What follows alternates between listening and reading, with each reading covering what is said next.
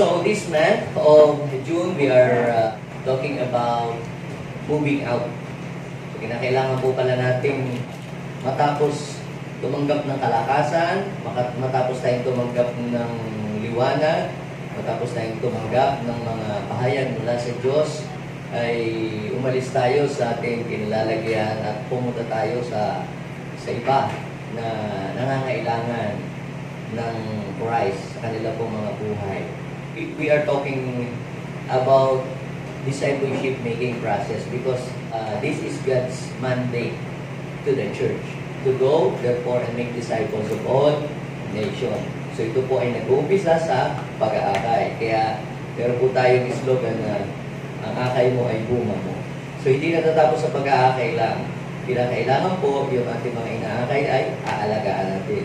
Kaya yung inakay mo ay alagaan mo sila. Alagaan mo sila sa prayer, alagaan mo siya para sila hindi mapalayo sa Panginoon. Okay? Alagaan natin ang alam spiritual life hanggang sila ay mag-grow. Hindi natatapos doon. Kinakailangan sila po ay turuan natin ang salita ng Diyos. Kaya yung kung ating mga inaalagaan ay ating tuturuan. Kaya meron tayong ang inaalagaan mo ay turuan mo. Turuan mo sila maging matatag, turuan mo sila maging in love kay Lord, turuan mo silang lumakad doon sa kalooban ng Diyos. Now, matapos matuto at lumago, hindi natatapos doon. Kinakailangan yung ating mga tinuruan ay magamit din sila ng Panginoon. So ito yung pang-apat, yung pinaka-final process. Kumbaga, ito ay ready to send. Kaya yung mga tinuturuan mo ay isend mo. So, ang focus ng pag-aaral po natin this month is about sending o yung paghayo. Kaya sabi ng Lord, humayo kayo sa sanlibutan, go, therefore, and make disciples of all nations. So, hindi lang po yan sinasabi ng ating Panginoong Jesus doon sa kanyang mga alagad noon. Yan ay sinasabi pa rin ng Diyos sa atin ngayon. Because the only solution of our nation or of this world is to share the gospel, is to bring the gospel to them. So, first Sunday, we talk about bring light to those in darkness. Kapag tinala po pala natin ang liwanag sa mga nasa kadiliman, sila ay makakalaya sa gapos at tanikala ng dilim. No? So, ang light ay meron po yung sinisimbolo. There are three major symbols of light in the Bible. Una po ay si Jesus, He is the light of this world. Pangalawa po ay ang Word of God, your Word is the lamp unto my feet and the light unto our path. At ang pangatlo po, simbolo po ng light ay walang iba kundi yung mga tunay na mananampalataya kay Jesus.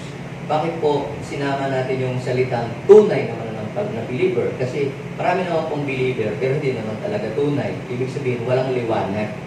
Naniniwala lang kay Jesus, naniniwala sa Word of God, pero hindi naman namumuhay ayon sa salita ng Diyos.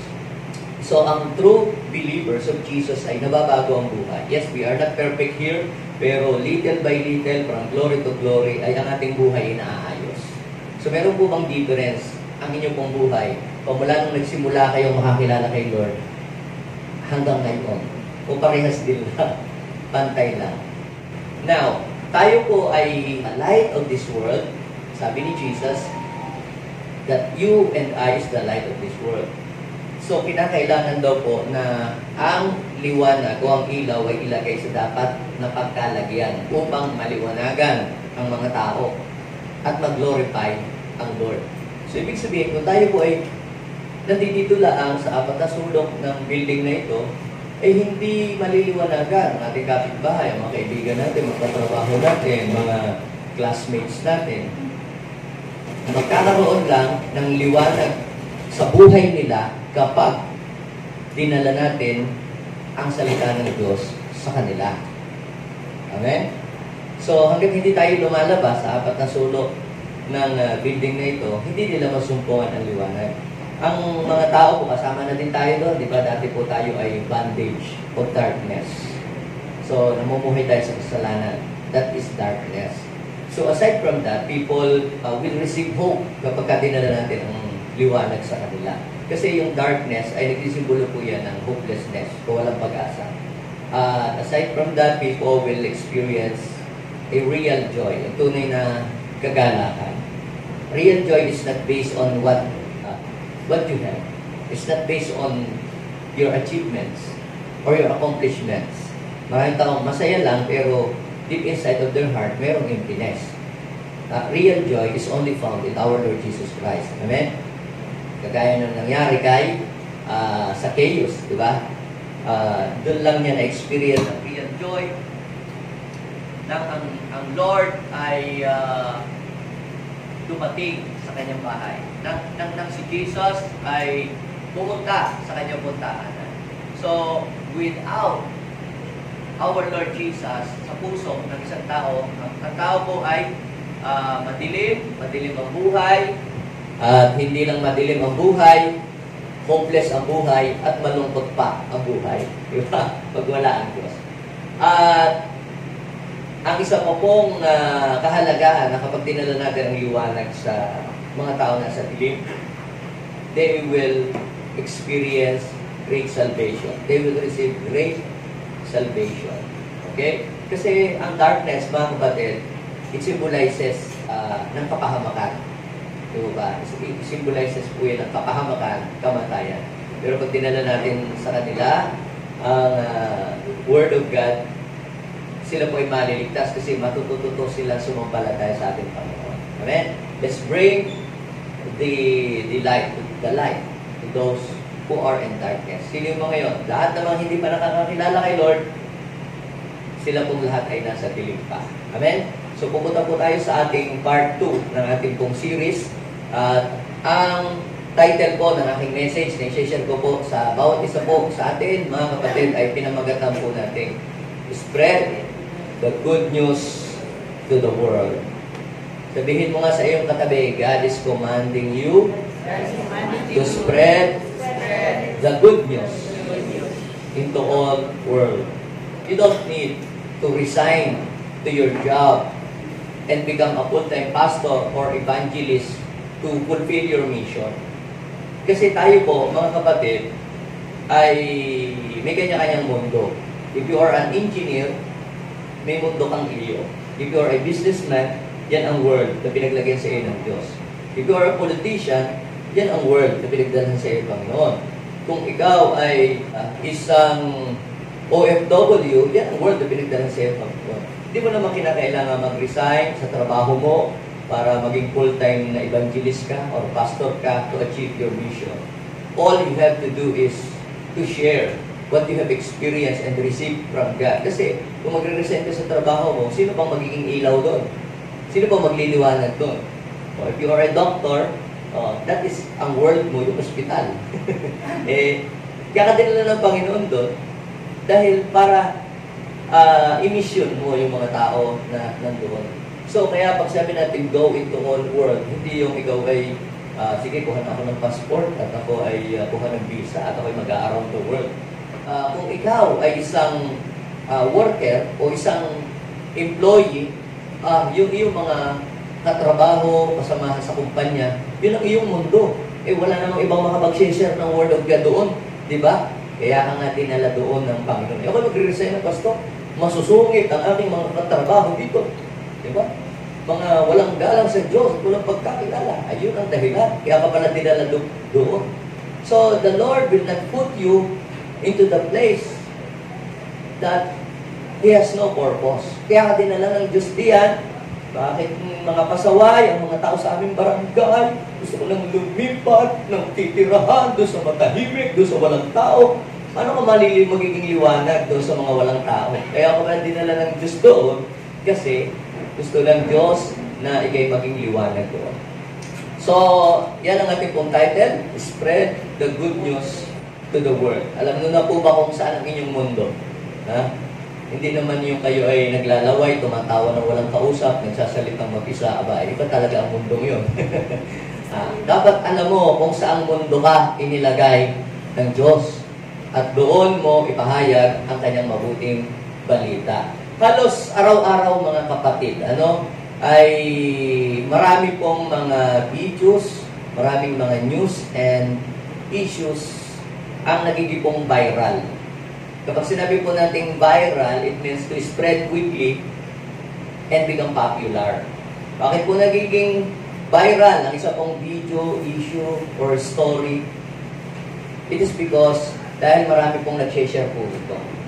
Mas maraming nag-share, mas mabilis na magiging pong viral ang isa pong movie or ang isa pong video o ang isang reels. Kasi maraming nag-share.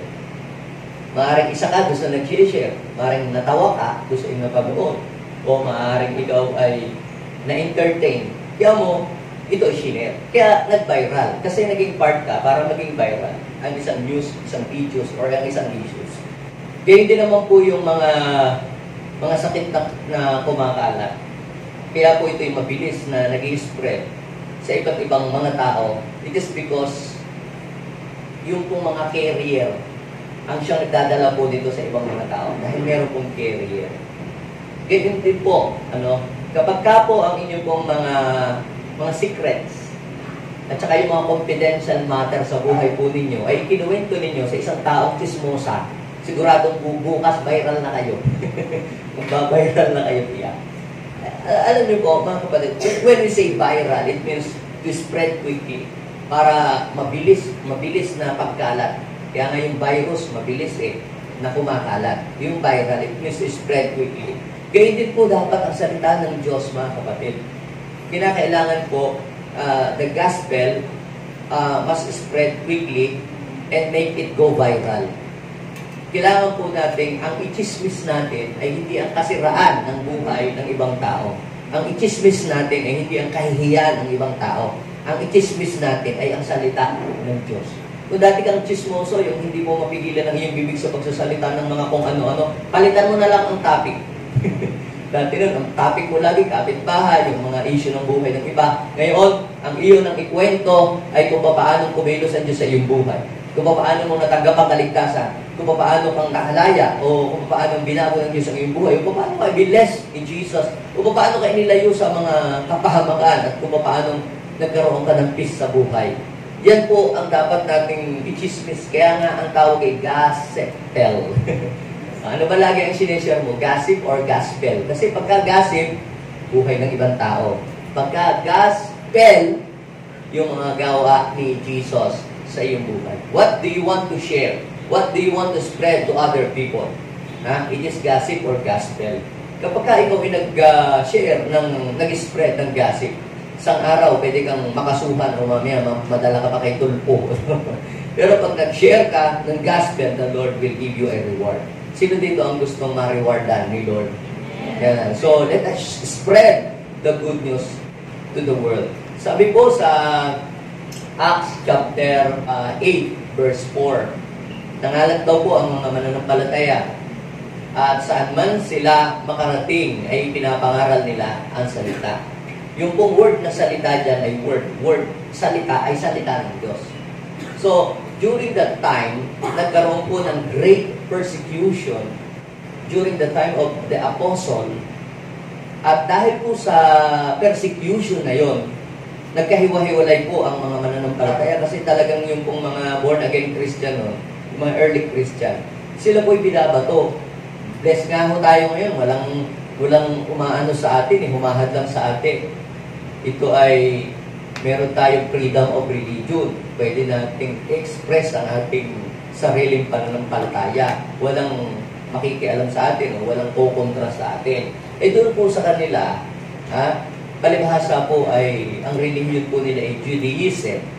At bawal po sa kanila ang mag-share ng gospel. Kaya yung pong mga alagad ni Jesus ay naka-experience po ng persecution. Lagi po silang ginugulo, sinasaktan po sila, pinatitigil kapag may mga pag-aaral sa salita ng Diyos. Kaya ang nangyari po, nangalat po sila, umalis na lang po sila sa Jerusalem kasi grabe po ang persecution sa Jerusalem. Pero sa pag-hiwa-hiwalay naman nila, saan man sila po pumunta o makarating, kinukwento nila ang mga ginawa ni Jesus at yung mga salita ng Diyos ng patungkol sa kaligtasan. At yun naman po talaga ang gusto ng Lord na mangyari. Yun nga ang utos ng Panginoon bago siya umakyat sa langit. Yun ang huling habili ng Diyos, ng Panginoong Jesus, na i-share ang salita ng Diyos sa ibang tao. Kaya lang po, ang naging problema, yung pong mga believers sa Jerusalem, kasi sa Jerusalem po nag-start ang good news, ang gospel. Sa kanila po unang-unang ibinaba. At sabi pa nga ng Panginoon, bago kayo umalis, hintayin nyo muna yung infilling ng Holy Spirit kapag bibigyan ng kapangyarihan. Nung bumaba ang Holy Spirit, parang nag-enjoy na lang po sila doon. Tapos nawili na lang, sila na lang magkakasama doon sa loob lagi ng templo, lagi sila nagsasama-sama, nagkakainan sila, na mas ang sasaya nila. Kaya lang po ang problema, nawala na po sila ng desire na puntahan naman din yung iba at sabihan para bigyan po ng hope at para makakilala ni Yesus. So, ginamit ng Panginoon yung pong persecution doon sa Jerusalem para po sila ay maghiwa-hiwalay naman. Iligtas na silang lahat magkakasama sila na rin.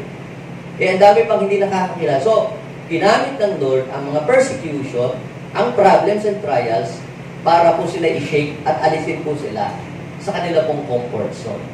Mga leaders natin dito, mga workers natin dati, komportable na lang sila, namimigay na lang ng tinapay, tagabukas at tagasara ng pinto, paglilingkod na daw sa Lord yun.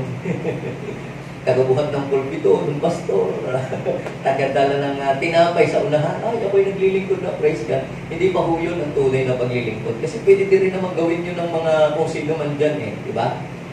Hindi pwedeng gawin nyo yung pagbubukas at yung pagsasara ng pinto. Pwede din gawin nyo ng mga hindi nakakakilala kay Jesus. Tama? Yung pamimigay ng tinapay diyan, pwede rin naman gawin nyo ng hindi nakakakilala kay Jesus. Tama po? Pero, merong isang hindi kayang gawin kahit ang mga anghel hindi nila kayang gawin. Yung i-share ang salvation experience. So, ikaw lang ang makakagawa nun kasi ikaw yung naka-experience salvation. Ikaw nakakilala kay Jesus. Hindi naman pwedeng gawin ng mga politician. Hindi naman pwedeng gawin ng mga LGU yung i-share ang gospel kasi hindi yun ang role nila. Ang role natin as a church is to spread the good news of salvation to the world. So, yun ang nangyari. Nung nagkaroon ng persecution, sila po ay napilitan silang umalis sa kanilang comfort zone at sila ay pumunta sa ibang lugar at ang kagandahan naman, noong sila'y napunta sa ibang lugar, ichinismis nila ang mga ginawa ni Jesus. Ikinuwento nila kung kanino. And because of that, ang dami pong naligtas, hindi lang sa Jerusalem, pati sa Samaria, pati sa Judea, at sa ibang panig ng mundo at nakarating po sa Pilipinas. Kung sila nag-enjoy na lang sa Jerusalem, dito na lang tayo, hintay na lang ang pagbabalik ng Panginoon, hindi tayo, nasaan na tayo ngayon? Kapahama ka na. Dati noon tayo po dito, sama-sama lang lagi po tayo dito. Pero nang dumating sa atin na ito pala pinapagawa ng Lord, po, yung mga leaders natin, nagbukas ng iba-ibang mga church na kinatch nila yung ito pala pinapagawa ng Lord. Alam niyo po, mas masaya pala kapag ginagamit ka ng Panginoon sa ibang tao. At mas binibless pala ang buhay kapag ikaw ay nag-i-spread ng good news sa ibang mga tao. Dati nun po, aalog-alog po tayo dito. Pagka ako nakadalawang po, breakthrough, revival na yun, fiesta na. Ako lang po ang mag-isang humahalo kung saan-saan. Ang hirap po. Pero nung mag-gets ng mga tao, na ito pala yung pinapagawa ng Lord, ito pala yung vision ng Lord, ito pala yung heartbeat ng Panginoon to spread the good news to the world. Today, we have 53 pastors, at marami po mga candidates. 53 pastor. Noon ho, congregation na yun. Ano na ho yun? Attendee na ho namin yun. Pag attendance na ho namin yun, pag mag-anniversary, yung 50. Ngayon, pastor pa lang natin yun. Try to imagine that. And we have 30 churches in different part of Pangasinan. Try to imagine that. Yung 30, ano lang yun? Average of 50 lang. Mga tig-50 lang. Yung 30. Ilan ng tao yun? Diba? 1,000 na yun. Sa Kalit nga lang, 200 na ang na-reach po nila sa Manawag nga po, 100 na sila isang taon pala. Ano pong ibig kong sabihin? Kung meron mang nakapagpapasaya sa heart ng Panginoon ay yung mga tao na pumupunta doon sa mga tao na sa dilim at ipinapahayag ang kanyang salita. Bakit? Dahil hindi nasayang ang effort ng ating Panginoon sa kanyang pagpunta dito. Alam niyo po yung ang Panginoong Yesus, kaganda-ganda ng kanyang trono sa langit, sinasamba ng mga angel, Siya ay pinupuri ng lahat ng mga nilikha sa langit. Ang alwan ng kanyang buhay. But Jesus lived His comfort zone in heaven. At pumunta siya dito para mag-mission. Nagsakripisyo siya. At lahat ng hirap ay kanyang ginawa. Nagbuhat siya ng krus. Nagbayad. So, ibig sabihin ay napakamahal ng bayad, ng presyo para lang tayo ay magligtas. Tapos, tayo naman na binayaran at binili, babaliwalaan lang natin. Kaya malungkot ang Panginoon kapag ang church ay nasa loob lang ng 4 na sulok ng building. Sabi ng Lord, look at the field. The harvest is so plentiful. So, nasaan ang harvest? Nasa labas. Yun ang field. Ano itong church? This is only a storehouse. Kumbaga, pamalig. Kung merong rice field, merong kamalig, yun lang yung church. Dito dadalhin ang mga tao para turuan sila, to train them, to educate them, para i-connect sila kay Lord. Pero, our mission field is in the outside. Sabihin mo nga siya ang katabi, let's spread the good news to the world. Now, the question is this, what is good news? So, kung merong good news, ay merong bad news. Tiyak. Ang bad news ay ito, kamatayan ang kabayaran ng ating mga kasalanan. Romans chapter 6, verse 23. Kamatayan ang kabayaran ng ating mga kasalanan. Sino po dito ang aamin sa inyong lahat na siya ay mayroong kasalanan? Lahat tayo may kasalanan. Walang taong nabubuhay sa mundo na walang kasalanan. Pero dapat nating maintindihan na yung kasalanan yan ay may kabayaran. May kabayaran po yan. At ano ang kabayaran? Kamatayan. Kaya pala lahat ng tao ay mamamatay. Una nang namatay, spiritual, na layo na kay Lord. Pangalo, pag tumanda, namamatay rin. At pangatlong kamatayan, yung itatapon sa apoy ng impyerno. Bad news, kamatayan ang kabayaran ng ating mga kasalanan. Ano ang good news, Pastor? Ngunit, ang kaloob ng Diyos ay buhay na walang hanggan sa pamamagitan ni Kristo Jesus na ating Panginoon at tagapagligtas. Ibig sabihin ay kung merong bad news, ang good news, ikaw na mapapahamak dapat dahil sa iyong kasalanan ay ni-rescue ni Jesus, tinubos ka doon sa krus ng Kalbaryo at binigyan tayo ng hope para tayo ay hindi na mapahamak. Mawala ka man dito sa mundo, hindi ka na sa impyerno pupunta kundi sa langit. That is good news. At ang hope ay ikaw pala ay may kaya pang patawarin ng Diyos. Gaano ka mang karumi, kaya ka pa palang linisin ng Diyos kahit kay maruming-marumi. Ang sabi ng Isaiah chapter 1 verse 18, kaya kang paputiin ng Panginoon kahit gaano ka kaitim. Yeah. I am not talking physical, itim. Ha?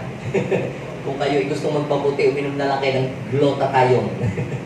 Kaya sinasabi ko kung maitim yung ikaw ay madimi ang buhay dahil sa kasalanan. May pag-asa ka pa pala para ikaw ay luminis kapag ikaw ay lumapit sa ating Panginoong Jesus. That is good news. Kapag isinare mo yan sa ibang tao, ang tao ay mga tao na wala pa kay Jesus ay magkakaroon sila ng hope sa buhay. Now, why do we need to bring the good news to other people? Ba't pa natin kailangan pang dalahin ito sa kanila?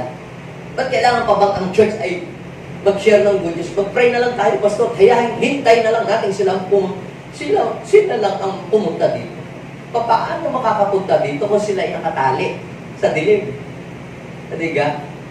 Sino ang dinadalaw? Yung nasa bilangguan? O yung nakabilanggo ang dumadalaw? Pero, di ba? Pag ang isang tao ay nabilanggo o nakulong, hindi siya makakalabas doon, hindi siya makakauwi ng bahay, di ba? Kaya, ang gagawin, nung mga hindi nakakulong, pupunta sila doon sa kulungan. At yung talagang desire nila ng kanilang mga mahal sa buhay ay nakulong o kaibigang nakulong, they are doing something para sila po ay makalaya, gumagastos, nag-uupa ng attorney, ginagawa ang lahat para lang yung kanilang kaibigan o ano yung makalaya, makawala sa bilangguan. Now, what is the point here? Gayon din mga kapatid, ha? Kung ang ating puso ay pagharian ng pag-ibig ng ating Panginoong Jesus, magkaroon tayo ng burden o compassion sa ibang mga tao at magkaroon tayo ng desire na sila ay makalaya. Actually, kaya may nag-share sa atin ng word, God, may naawa sa atin. Ha? May naawa. Kaya tayo siniran. Eh, ang sungit nga natin nun eh. Nagsisimula pa lang mag-share sa atin. Nire-reject na natin. At tinatawanan natin. Pero because of their compassion and love for us, they don't care kahit sila mapahiya o ma-reject.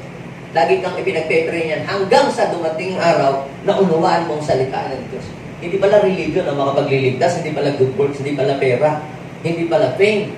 Only the Lord Jesus Christ can save us doon sa kaparusahan ng kasalanan. So why do we need to share and to bring the good news to other people? I am talking about doon sa mga tao hindi pa nakakakilala sa Diyos. So kung meron ng mga church, hindi na yun ang ating mission. Kung natalo na sa church, kilala na sila. Ano natin, huwag natin pakialaman ang mga iyon. Magpatuloy na lang sila doon. Ang ating mission, our target are those people who are in darkness. Yung hindi pa nakakakilala talaga, yung zero knowledge pa kay Christ. Yung namumuhay pa sa kasalanan. Yung alipin pa sila ng mga bisyo. Hindi naman natin sila may i-adjust doon sa ganung buhay nila eh. Gusto din nilang makalaya naman doon at makawala. Yun nga lamang hindi nila alam kung paano. Walang maglilid sa kanila at mag-guide sa kanila at magtuturo sa kanila kung ang gagawin para sila makalaya. At tayo po mga kapatid ay mayroong hope na dala-dala para sa kanila. So, number one, ito. The gospel is the only solution to the problem of this world. Sige nga, let's identify what are the problems of our world. Huwag na tayo pumunta sa buong mundo. Dito na lang sa ating Pilipinas. Politics, very toxic. Ang crime, tumataas. Bumababa, tumataas. Diba? Sometimes, may mga crime na hindi na lang kinukwento para hindi halata. Ang daming mga fake news, ang daming mga evil people. Basta na lang mamaya, mangisnats. Basta na lang mamamaril. Basta na lang nanakawin ang iyong sasakyan. Yan ho ay hindi masolusyonan ng ating government. Yung mga pagnanakaw, mga akyat bahay, addiction. Diba? Ginawa na po ng lahat ng government kung ano-ano ng mga batas ang mga ginawa. Lagi namang butas. Ang batas. Magbabayad din. Wala din. Gagawa ng batas. Hindi rin naman susundin. Wala eh. Mapasin niyo po ba? Palala ang sitwasyon ng ating mundo, ng ating bansa. Naghahanap ng solusyon, pero sa totoo lang, yung solusyon lalong nagpapalubog ng buhay ng tao. Now, the only solution to every human problem is the gospel. Ano yung gospel? Yung si Jesus ay bumaba dito sa lupa para tubusin tayo sa ating kasalanan, bigyan tayo ng hope, ilapit tayo sa Kanya, bigyan tayo ng pag-asa, baguhin ang ating buhay, itama ang ating isip, ang ating puso, ang ating mga gawa. Yan ang nakapaloob sa gospel, ang purpose ng Diyos, bakit Kanya nalikha. Kaya pag sinabi mong gospel, ito yung plano ng Diyos para sa ating buhay. At alam nyo, mga kapatid, ang dami ng mga ginawa para ang mga tao ay inirehab na yung mga addict, di ba? Nagkaroon na ng mga paliga para daw may iiwas sa sa bisyo ang mga kabataan, di ba? Paliga, pagkatapos ng liga, suntukan din. Di ba? Ay ano pa? Ano pang solusyon? Ginawa na lahat eh. Ang dami ng mga programa, ang dami ng mga proyekto, ang gobyerno. Ang mga LGU, wala pa rin. Nagpatayo ng rehabilitation center, nagpatayo na ng mga park, wala namang pupunta. Alam niyo po, mga kapatid, the only solution to every human problem ay ang salita ng Diyos ay madalas. Ang daming mga pamilyang hiwalay, ang daming mga family na sira. Mabuhay mag-asawa, maghihiwalay na. Alam niyo, ang dami pong ganito yung nung nagsisimula kami sa ministry, blessing ko si Pastor Omi, sila kasama ko po lagi sila. Ang mga pinupuntahan namin, yung mga maghihiwalay na, yung mga marriage problem. Alam niyo po lang, ang dala-dala namin solusyon, Word of God. Sinisiran lamang namin ang salita ng Diyos, pinapatanggap kay Jesus. Pinupuntahan namin minsan, every Wednesday, sinishare namin at sinatsagaan namin hanggang gabi. Di ba? Para share ng salita ng Diyos. Ngayon, na-restore ang buhay, hindi naghiwalay, gumanda. So, the only solution na pwede nating i-offer sa tao para umay sa kanyang buhay is the good news, the gospel, the word of God, not religion. Pag religion ang ini-offer mo, naku, debate yung walang katapusan. Hindi yan papayag na hindi tama ang kanya. Diba? O, ganun yun. Nag-offer ka ng perang tulong, wala din. Nag-offer ka ng lahat. I-offer mo si Jesus. Sabi po ng Bible, sa John chapter 3, verse 16, 17, 18, tingnan ninyo, ha? Sapagkat ganyan na lamang ang pag-ibig ng Diyos ng libutan. Kaya binigay niya ang kanyang kaisa-isa anak. Pasin niyo ito, ha? Wala nang ibang solusyon, eh.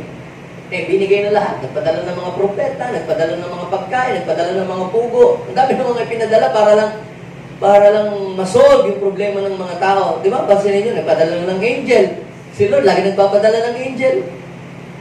Nagpapadala ng mga judges sa bansang Israel. Pero wala, hindi pa rin tumino. Hindi pa rin sila mawala doon sa kanilang problema na yun. And the only solution is to send His only begotten Son, and that is Jesus Christ. That is God, good news. That is gospel.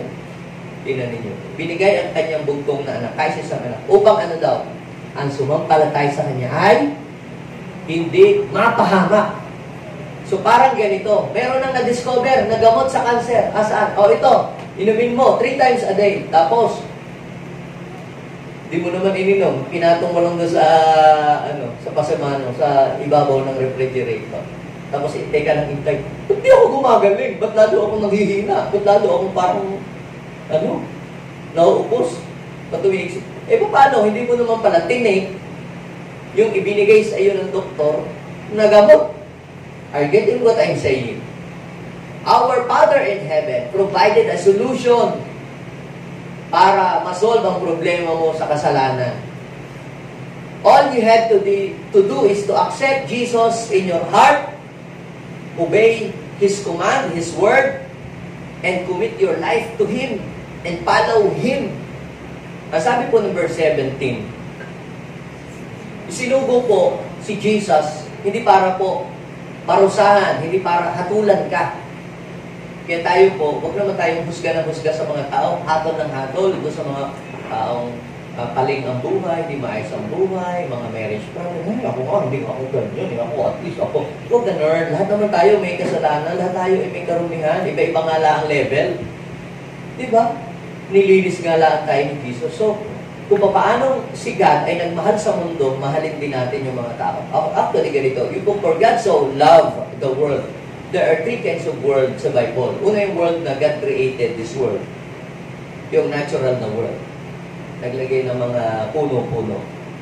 Tapos yung isa pa yung the system of this world. Do not conform to the pattern of this world. Sabi ng Romans chapter 12 verse 1 and 2. Tapos sabi ng 1 John chapter 2 verse 17, do not love the world or the things of this world. Yun ay system. Kaya huwag kang maging worldly. Para hindi ka maging carnal. Hindi daw nakakalugod sa Diyos yung mga ginagawa sa mundo. Bakit sabi ng Bible, for God so loved the world? Sino yon? Ikaw at ako yun. Sabi nga doon sa kantay, we are the world. Alam niyo ba yung kanta na yun? You know I'm back. Alam niyo yun? For God so loved the world. So, mahal niya ang mundo. Kaya nag-offer siya ng tulong. Mahal mo ba yung mga kamag-anak? Mahal mo ba yung ibang mga tao? So, yun ang magpupush sa iyo para dalahin mo sa kanila ang good news. Na may pag-asa pa ang kanila buhay para umayos. At kita yung verse 18, sabi niya, hindi hinatulan na maparusahan daw po yung mga sumampalataya sa anak. Yung sumampalataya kay Jesus, saved ka na. Ligtas ka na sa hatol ng Diyos. Ngunit daw po ang hinatulan, yung mga hindi sumampalataya. Dalawa lang yung hindi sumampalataya. Hindi sumampalataya dahil walang narinig. Faith comes through hearing and hearing. Pangalawa, hindi sumampalataya kasi dahil ni-reject. So yun. Sapagkat hindi siya sumampalataya sa kaisa-isahang anak ng Diyos. So dalawa ang problema. Kung bakit ang tao ay napapahama. Maaaring hindi nakarating sa kanila ang balita o maaaring dinala sa kanila ang balita, i-reject nila. So, pangalawa, mga kapatid, people will only know the truth if we bring the Word of God to them. If we bring the good news to them. Malalaman lang ng mga tao kung ano ang katotohanan kapag dinala natin sa kanila ang salita ng Diyos. Sino po sa inyo ang dating ang paniniwala ay kung ano yung aking kinamulatang kinagis mo? Ay, ganun na ako. Kung ano ang aking kinalakihan, ay ito na yung hanggang sa ako ay mamatay. Paano kung ang iyong kinagis at kinamulatan ay hindi pala siya yung kalooban ng Diyos o hindi pala yun yung nais ng Diyos? Hindi mamamatay ka nang ikaw ay nasa kalikuan. Ha? Kaya sabi po ng John chapter 8 verse 31, 32, para makalaya ang mga tao, ang sabi niya, ay kinakailangan nilang malaman ng katotohanan. So, ibig sabihin, lahat po ng tao ay bilanggo sa kasinungalingan ng dyablo. Ano ba ang mga kasinungaling ng dyablo? Let me give you some example. Hindi ka natatanggapin ng Lord kasi makasalanan ka. That is a big lie of the enemy. Hindi naaangat ang buhay mo kasi wala namang mayaman sa pamilya ninyo. That is another lie of the enemy. Hindi ka na makakatawad ng Diyos kasi masamang tao ka. That is another big lie. Okay. Ang daming mga kasinungalingan ng mga dyablo na pagka ikaw ay hinabol ng aso, areha ang tatawagin mo si San Roque. San Roque na ba yun? Pagka ikaw ay nagkaroon ng takot o tawagin mo sampagyan o kung ikaw naman ay walang pera o ordaneta. Ay, iba na pala yun. Iba na pala yun, mga tao. So, kung kaya kung kanina yung natawag at ang akala niya, pag tumatawag siya doon, ay yun ang may solusyon. Yun po ay kasinungalingan ng dyablo. Ano ang katotohanan? Diba sabi ng Bible, ng John chapter 8, verse 32, you will know the truth and the truth will set you free. Ang sabi ng Bible sa Acts chapter 4, verse 12, kay Jesucristo lamang matatagpuan ang kaligtasan sapagkat sa silong ng langit ay ang pangalan lamang ni Jesus ang ibinigay para maligtas ang tao. So, walang ibang pangalan. Pero bakit tayo, ang dami nating pangalan na tinatawag? Kasi nga po, the devil, which is Satan, spread lies. At trabaho naman po talaga ni Satanas yung mag-spread ng mga lies. Yun po ang dahilan kung bakit ipinapangaral ang salita ng Diyos sa mga tao. Sabi ng 1 Timothy chapter 2, verse 4, ang ibig ng Diyos, ang mga tao po ay maligtas at makaalam ng katotohanan. Kaya pala natin i-share ang salita ng Diyos. Bata man yan, matanda o kabataan, o kung sino man yan, basta't buhay pa, kailangan niyan ang kaligtasan. Bata pa naman yun, huwag mo naman nashiran yan. Kaluluwa po din yun. Mas maganda nga kung bata pa, maturuan po natin sila. Then sabi ng Bible, Proverbs chapter 20, verse 6, train up a child in the way they should go. And when they grow up, they will not depart from it. Mas madali nga yung silang mga tubuan nga Madali sila, maging receptive pa sila sa salita ng Diyos. Try to imagine that kung yung mga batang yan, ilan yung sila Pastor Aloyda na mga pinagtuturo ang yun. Imagine mo kung wala pong nag-mentor doon at adik ang nagturo doon o mga leftist group or whatever, yung mga maling ideolohiya. Try to imagine that. Problema na naman ang another problem yun ng next generation gobyerno. Pero dahil ikaw ay nagturo sa kanila ng salita ng Diyos at inlalagay mo sa kanilang isip kung ano ang katotohanan, someday, meron din ang magiging mga mayor, politician, leader of the land. At least, makakabawas tayo sa kasamaan ng mundo. Amen? Kapag ang isang namumuno, mayroong fear of the Lord, magiging maayos agad yung pamumuno. The gospel is the only solution of this world, the problem of this world. And people will only know the truth when we bring the good news, the gospel, the word of God to them. You know, church, talamak na po ngayon ang fake news. Yes, akala ninyo, halimbawa, kunyari, ako po ay magsalita ng masama. Pwede hong gawin po yan ngayon, gamit ang technology na ako ay nagsasalita, na ako ay nagmumura. Oh, kita nyo, ang pastor nyo, nagmumura. Kaboses na kaboses ko nga, na nagmumura nga. Kayang gayahin. Yun ho, isa pamamagitan ng AI. Sa kaya ko, pwede hong palabasin na kunyari, hindi nyo sinabi yung isang salita, pero meron lamang po gagawa ng script, tapos sasalitain ng AI, gagayahin ang inyong boses, gagayahin ang inyong itsura. At pag yan inyong narinig, kaboses na kaboses, parang ikaw na ikaw, o kayo, o ako, tapos i-spread yun, kalat na kalat yun. Fake news po pala yun. At ngayon po, mga kapatid, kung hindi po kayo magiging mapanuri sa social media na lahat na lang ang mababasa ninyong uy, may bagyo daw na darating sa Dagupan, malakas daw, hindi mo binasa. Palay, lang yung bagyo ng ayuda na ipamimigay. Nakalagay doon sa dulo. Ikaw naman spread agad. Uy, namatay daw si ganito, si Jackie Chan, si Batman, si daw. Ikaw, uy, hindi mo sinusuri. Fake news pala yung mga yun. Try to imagine that, kung sa ganong simpleng bagay, madali tayong mabiktima ng fake news, ay lalo na sa mga spiritual na bagay. Alam niyo po, ang fake news, yan ay trabaho talaga po ni Satanas sa Garden of Eden pa. Totoo ba? Sabi ng Diyos, huwag niyong kakainin ng lahat ng mga bungang puno kahoy sa akin mo na. Sabi niya, hindi naman, sabi hindi, mamamatay kami. Naku, hindi totoo yan sinasabi ng Diyos. Niloloko lang kayo. Ang totoo, siya naman ang nanloloko, hindi si Lord. Pinalabas na si Lord ang manloloko. Fake news. At hanggang ngayon, nabiktima ang tao ng fake news. Alam niyo po, si Jesus also a victim of fake news. Nabiktima si Jesus ng fake news. Noon po sa Bible, pag binasa niyo po yung Matthew, chapter 28, verse 12, hanggang 15. Ito po ay nung mabuhay si Jesus. Kasi binantayan yung kanyang libingan. Kasi noong si Jesus ay buhay pa, sinasabi niya na pag siya'y namatay, after 3 days, ay mabubuhay. Kaya ang ginawa po ng mga priest na nagpapatay kay Jesus ay pinagwardyahan yung libingan ni Jesus.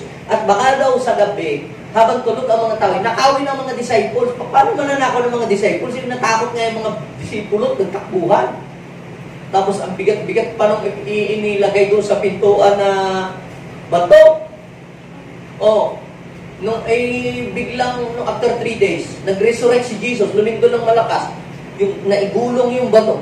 At si Jesus po'y talagang nag-appear doon sa mga bantay ng bilanggo, sa mga sundalong nakabantay doon sa sa libingan ni Jesus. Kitang-kita nila paano nabuhay si Jesus. At sinabi po ito doon sa mga priest na natuto sa kanilang gwardyahan yung libingan ni Jesus. Nako, habang pong kami po tulog, bigla po kami nagising, nabuhay nga po, totoo pong nabuhay si Jesus. Kita-kita po ang dalaw namin, mata, nagliliwanag. Pero sabi po ng verse 12, nakipagpulong naman ang mga pulong pare sa mga pinuno ng bayan at nagkasundo silang suhulan ng malaki ang mga kawan. Ibig sabihin, during the time of Jesus, nagse-circulate na ang fake news at uso na ho pala ang bayadan noon para lamang magkalat ng fake news. Kita ninyo? Akala natin ngayon lang yun, ng mga trolls, ng mga kunyari ito, papapangitin ng gobyerno o magsalita kayo ng lahat ng pangit sa gobyerno. Huwag niyong i-highlight yung mga magaganda na accomplishment sa ating government as a whole. Sabihin niyo na laging masama ang gobyerno. Yan. Bayan ho. Yan. Magsabi ng maling balita. Tingnan niyo sa verse 13. Ang mga ito daw po ay inutusan nila, ganito ang ipamalita. Kita niyo, gumawa sila ng script. Ito ang pakalat niyo sa YouTube. Ito ang pakalat niyo sa Reels. May Reels na ba noon? Ganyan, diba? Habang natutulog kami, kagabi, dumating ang mga alagad ni Jesus at anong nangyari? Ninakaw daw po ang kanyang bangkay. Nag-iimbento sila ng fake news. So, pinayaran. Then, pagkatapos, mga trolls, pagkatapos, umimbento ng script, pagkatapos sa verse 14, sinabi pa nila, huwag kayong mag-alala. Kung makarating man ito sa gobernador, kami ang bahala. Grabe mo. Binakapang pa. Ang kasinungalingan. At sabi ng verse 15, basahin ninyo. Tinanggap nga ng mga bantay ang suhol. O, kita nyo? Pumirma pa sa resibo. O, kita nyo? Meron na pala noong suhulan. At yan, nasabi. At ganoon nga ang kanilang ginawa. Kaya, magpahanggang ngayon, ito pa rin ang balitang ipinagsasabi o pinasasabi ng mga Hudyo. Even Jesus was victim of fake news. So, alin ba ang katotohanan? Alin ba ang tama? Yung ba sinabi ng mga matatanda, sinabi ng kung sino? Lagi tayo pupunta sa salita ng Diyos at ating i-check. Kaya nga nung panahon po ni Paul, mas gusto daw niyang turuan ang mga taga-Berea sa Acts chapter 17 verse 11. Kasi yung Berean believers, habang nakikinig sila ng preaching, sinusulat nila yung mga sinasabi ni Paul. Pag-uwi nila, chine-check up nila sa Bible kung talagang yung sinabi ni Paul is truth or fake. Kaya ganyan din po ang gawin natin. Sulat niyo yung mga verse, tapos tingnan po ninyo kung talagang tama yung tinuturo sa inyo. Para hindi kayo maging biktima ng fake news. Hindi yung basta na sulat lang, nabasa nyo lang doon sa title na pamagat, clickbait yun. Sabi ni Billy Graham, ang tight sa isang demonyo. Pinakinggan ko, AI pala yung nagsasalita. Hindi pala talaga si Billy Graham. Pero ang nabasa ko sa Bible, tithes belongs to the Lord. So, kita nyo, kontra na agad. Kung may nakita kayo, nasabi, tithes belongs to the devil, mali mo yun. Saang verse yun? Eh, ang nakalagay sa Bible, tithes belongs to the Lord. So, kaya ang dami pong fake news. Now, ano ang ating role ng mga believers na nandirito? To spread the good news, not fake news. Amen? Kaya sabihin mo sa iyong katabi, panahon na para mag-share tayo ng good news. Kung hindi mo mapigilan ang mag-chismis, magpalit ka na lang ng topic. Amen? Ang i-chismis mo ay sino na? Yung kabutihan ni Jesus. Hindi ang kasiraan ng kapwa mo, kapitbahay mo, ng ibang tao. Kasi hindi ka naman gagantimpalaan sa pag-share ng chismis. Hindi mo ikayayaman yun. Magkakaroon ka lang ng maraming kaaway. Pero pag nag-share ka ng good news, ng Word of God, sabi ng Lord, I will go with you until the end of the age. Sasamahan ka niya. At sabi, He will perform a miracle. The Lord will confirm His Word na iyong sineshare with signs, wonders, and miracle. Try to imagine that, ano? Kapag nag-share ka ng good news, sasama ang Diyos sa iyo. Amen? Palapakang natin sila. Now, ang pinakahuli na kahalagahan, why do we need to spread the good news to the world is this. People will perish if we don't bring the good news to them.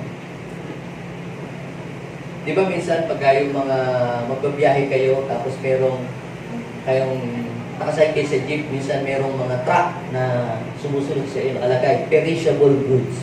Do not delay. Doctors on board. Diba nakalagay doon sa Biblia, nakalagay, do not delay. Ganon, nilalagay doktor. O kaya nilalagay ay ambulance. Bakit may mga ganon? Ano?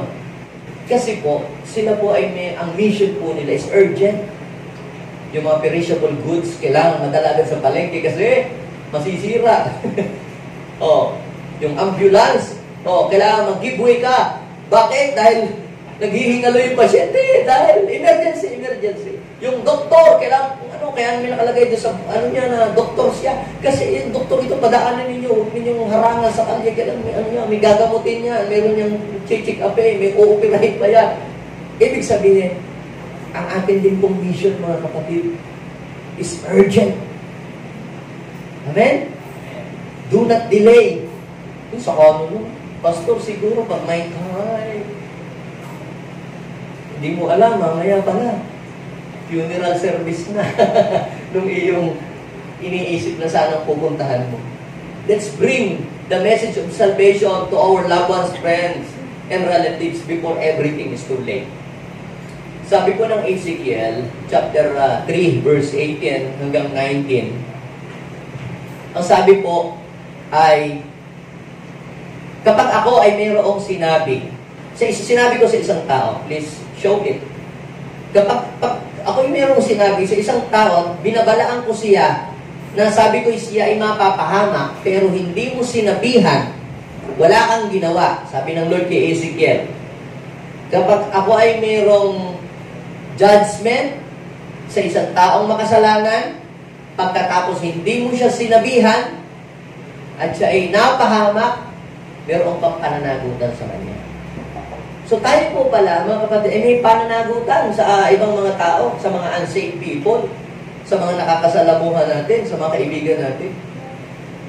Yan, kapag daw po hindi natin po sinabi, at sinabi ng Lord na si mapapahamak, ha? At hindi daw po natin sila binigyan po ng warning, ano daw po ang mangyayari, para hindi nabigyan ng warning, hindi daw po nakapagsisi, tapos namatay doon sa kasalanan niya. Ano ang mangyayari? May pananagutan tayo. Pero kung ikaw ay makapag-share ng Word of God, ito yung sinasabi ko sa inyo, may dalawang reason kung bakit hindi ang tao nakakasampalataya o sumasampalataya kay Jesus. Una, maaaring wala lang nakapag-share at nakasabi ng truth. Pangalawa, maaaring may nagdala sa kanila, pero ni-reject nila. Pero ang sabi ng Lord, kapag hindi mo sinabi, hindi mo sinabihan, tapos napahamak siya, pananagutan mo.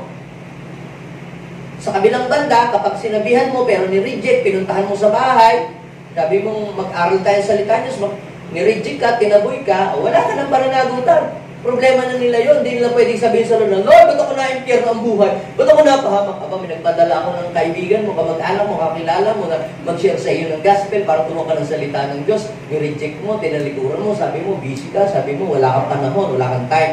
So dumating na pala yung judgment sa iyo ng Diyos, napahamak ka, napunta ka sa impierno. Walang pananagutan doon ang iyong kaibigan. Bakit? Kasi minsan ka nang siniran, ni-reject mo. Now, mga kapatid, ibinigay sa atin ng Lord sa ating mga kamay ang kanyang mga salita para dalahin po natin ito doon sa isang sa mga tao. Let's bring the gospel to our friends and relatives and make it go viral. Sabi ng Isaiah 52, verse 7, napakaganda daw pong tingnan ang mga taong dumarating mula sa kabundukan na may dalang balita ng kapayapaan at may dalang magandang balita. Kaya sabihin mo sa iyong katabi, ang ganda mo palang tingnan kapag humahayo ka. Amen? Kaya yung mga humahayo, ang ganda-ganda nila sa paningin ni Lord. Amen? Maaring pangit sa iba, pero kay Lord, you are a beautiful creation or ni Lord. Amen? How good and pleasant it is. Di ba? Yung mga dumarating na dala-dala ang mabuting balita. Sa mga naliligtas, magandang tingnan. Di ba? Sa mga napapahamak, naku, yan naman siya, ganito, naku, sisira naman tayo niyan.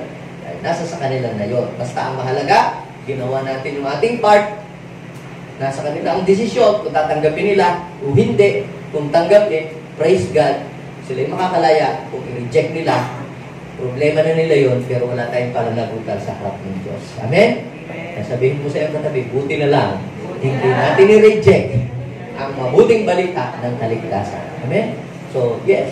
So, tayo pong lahat ay tumindig sa oras na ito. Father, we thank you so much, Lord, dahil nakarating sa amin ang mabuting balita. At Lord, kami ay meron ng kaligtasan, meron kaming assurance na kami, O Diyos, ay makakapasok sa kaharian ng langit. Meron kaming assurance na meron kaming tirahan diyan sa iyong kaharian. Pero Lord, hanggang nandito pa kami sa lupa, help us to fulfill our mission while we are still here. Tulungan niyo po kami na hindi kami maging makasarili, hindi kami maging madamot sa iba.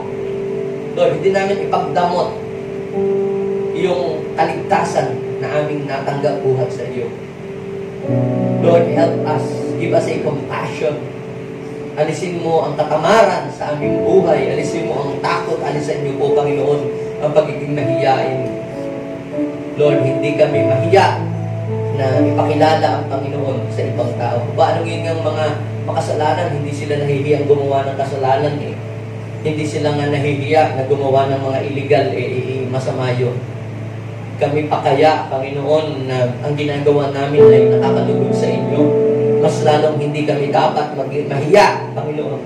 Dahil ito ay ikakaligtas ng marami. Kung paano hindi ka nahiya na mamatay sa krus, ikaw ay hinubaran, binilad sa kahiyan, pero lahat ng iyong Lord ay iyong tinigis para lamang kami maligtas at kami makalaya. Gayon din kami, Lord, give us a boldness and courage to spread the good news to this world. Maraming salamat po. Pwede bang tayo manalangin? Ilagay po natin ating kamay sa ating puso. Sabihin po natin, Panginoong Jesus, maraming salamat. Dahil nakarating sa akin ang mabuting balita. Panginoon, paghari ka sa puso ko at nais ko po na ang kaligtasan na aking natanggap ay maibahagi ko rin sa iba. Bigyan mo po ako ng kahabagan sa ibang tao para maipakilala kita sa kanila. Gamitin mo po ako na tulay para ang ibang tao ay makatawid papunta sa inyo. In Jesus' name, Amen. Ako na lang ang magpe-pray. Lord, bless your people this morning. I believe, God, that you have prepared something better for them. Lalo na sa mga humahayo, nag-share ng Word of God. Lord, help them to endure yung mga rejection and shame. Lord God, hayaan mo po sila na mga humahayo, may dala ng mabuting balita. Sila'y magiging maganda sa iyong paningin at kalugod-lugod sa iyong mga mata. Bless them, O God, and let your favor surround them as with a shield. Maraming salamat. In Jesus' name, Amen and Amen.